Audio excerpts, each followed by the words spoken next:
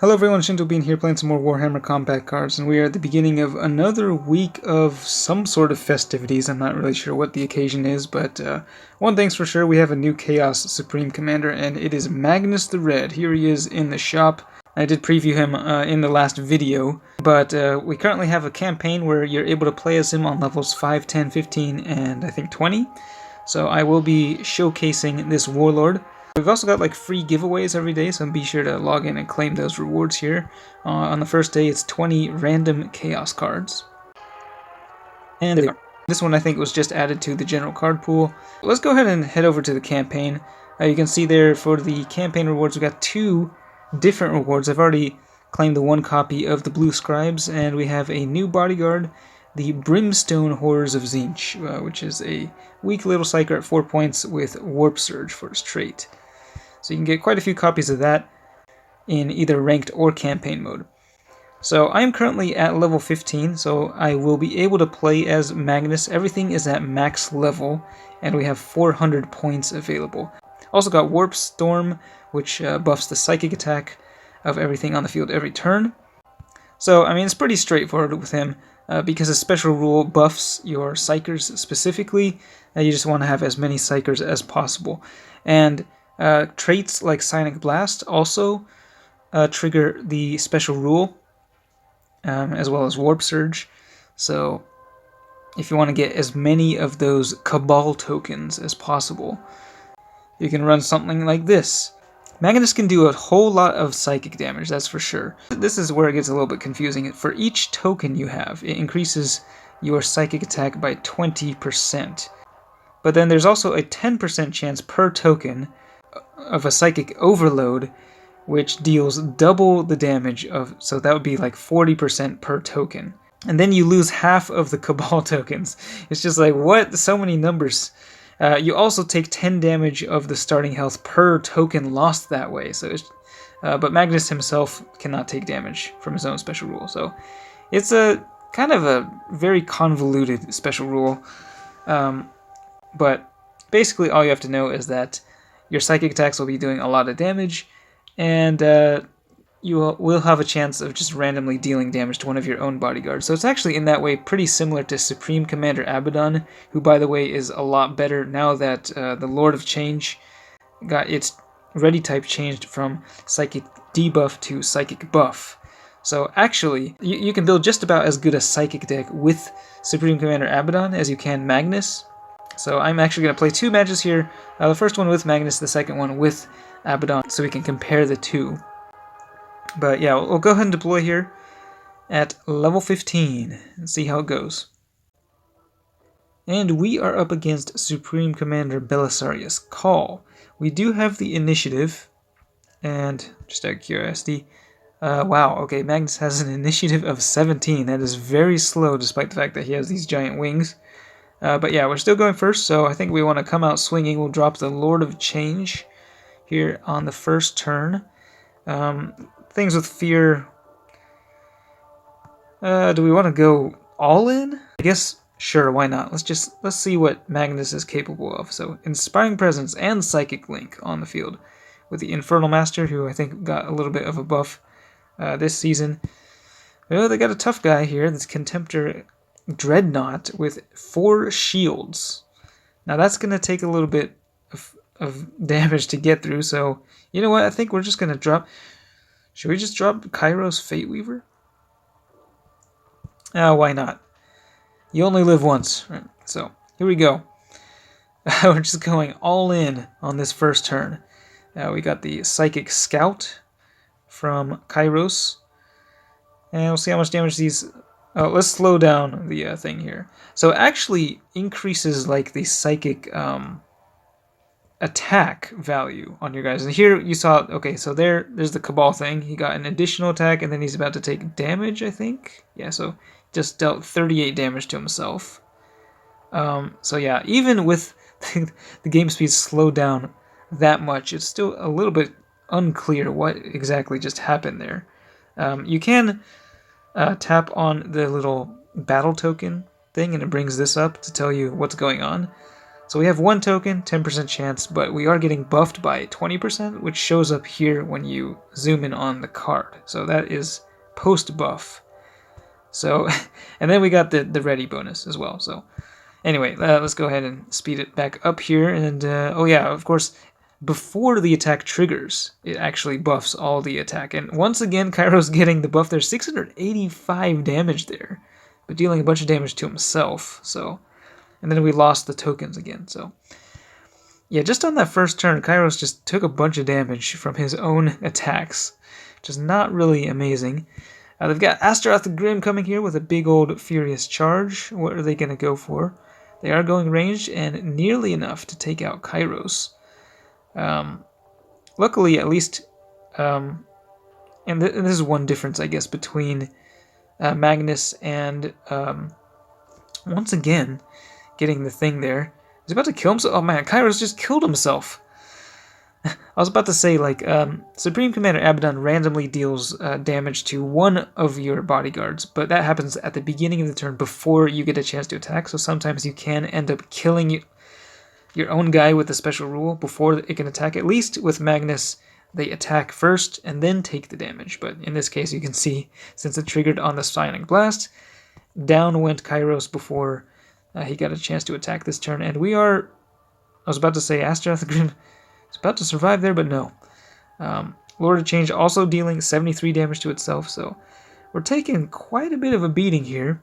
Did manage to clear the board.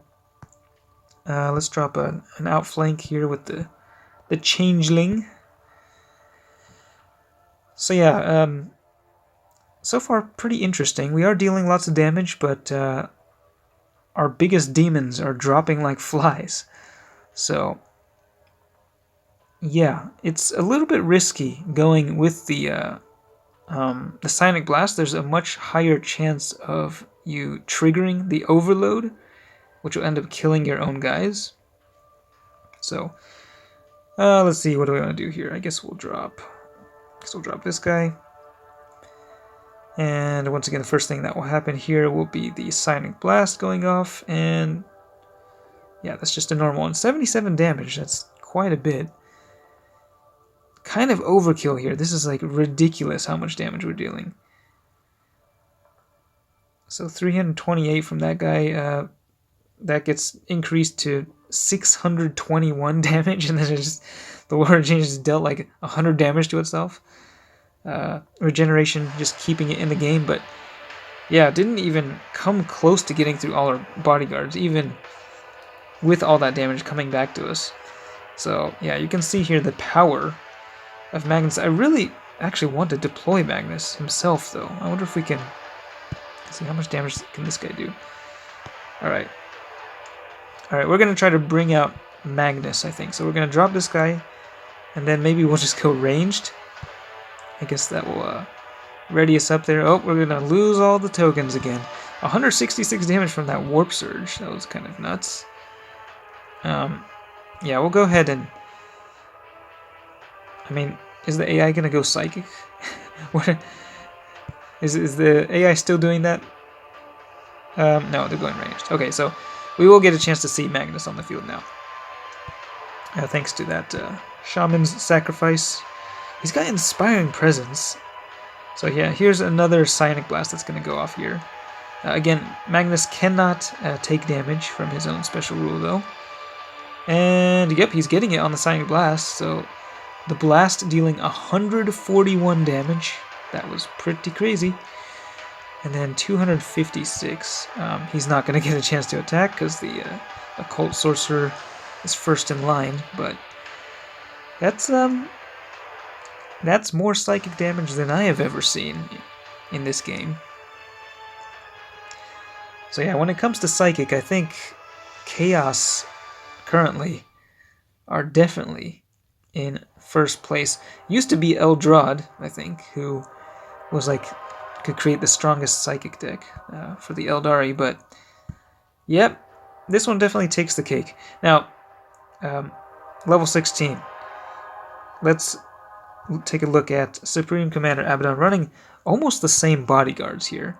Only differences are so what happens with Abaddon is every time you kill an enemy, all of your cards get to ready. So since most of these guys buff your psychic attack, you'll end up dealing massive amounts of psychic damage. Now this special rule is more predictable. It's less random than Magnus, so I guess it's also a little bit safer. You're still taking some damage to yourself, though, at the start of each of your turns. Also, this guy randomly buffs ranged, which does not fit too well with your deck. I guess once Abaddon deploys at the end, maybe you might be able to benefit from that. The Changeling debuffs ranged, so that can be helpful depending on... It's actually a pretty good counter to ranged Yarick, for example. Usually, though, you're just going to end up like debuffing the enemy way too much, and just it's a bit of a waste, but still the Changeling is a good bodyguard at max level. So okay, we are up against another Supreme Commander, one of the newer ones, Arcadian Leontis, who he did get buffed a little bit, so he now increases the melee and ranged attack by 60%, and that goes to the highest attack value card on their side. Once again, we do have the initiative. We'll get to go first, so let's drop... What are we dropping? I guess we should drop some things that buff Psychic, so not the Herald of Tzeentch, although depending on what they deploy, might be worth bringing him out. You know what? We're just going to drop Kairos, whatever. Come out guns blazing. I think... Yeah, I mean, in order to get the momentum going, you do want to be killing stuff, so we're just going to bring all the big stuff out once again, just like we did last game. Now, we are getting hit by an outflank, and they do have Belial, who will be able to hold down a lane there with his 4 shields. And a bit of a debuff there from the outflank. Kairos takes just 38 damage to himself, so it's not that bad. 2 Sonic Blasts there, and yeah. Going to take out 2 of their bodyguards, and you can see here 3 psychic readies per kill, bringing us up to 105% for the next turn. That is a lot of psychic damage. We are getting hit by another outflank, though, and got some really big stuff coming out here, so this is going to be very painful. Actually, might even kill one of our big demons. And, oh yeah, because this thing is getting buffed by Leontis. Oh man, that is a lot of damage. Luckily, this guy survived, but then there's a 1 in 3 chance that he's just going to die, actually.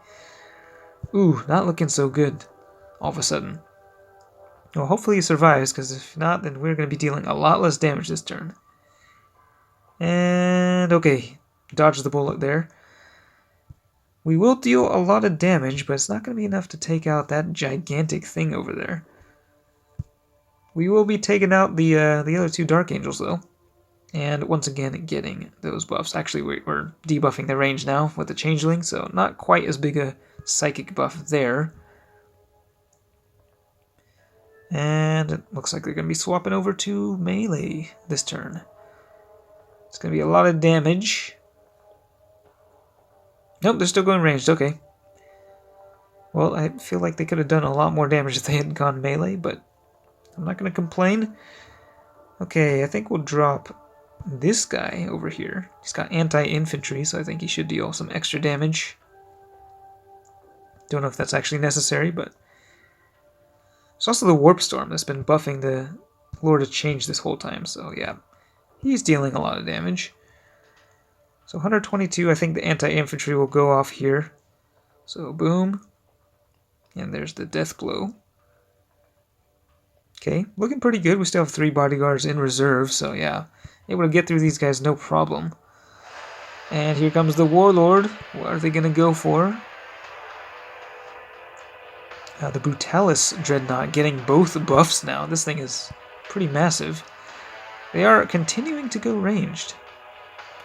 Changeling about to die. I don't have any healers in this deck. That's kind of the problem with this this setup here. Healers would be nice to try to help avoid, you killing yourself with Abaddon's special rule. Once again, though, the damage went to the Lord of Change, and that is 338 damage. Not quite enough to finish off the game, but Yeah, I think if we had brought out something other than the Changeling, like, well, something that buffs Psychic, we might have been able to win a little bit sooner. Quite a bit of damage there. Land us just at 25 health. I guess we might as well bring out Abaddon here and just see how much damage he's capable of doing. Since we haven't been... We've been going Psychic the whole time, obviously. And, well, okay, he's not going to get a chance to attack, I guess, but... I'll see what the options are here. So... Oh, nice, everyone got the buff. So, ranged, 151 from Abaddon. Melee, 314 from Abaddon. Psychic, quite a bit of damage, as you can see. So... Yeah, Abaddon definitely pretty solid. Some pretty tough enemies we came up against there in that matchup.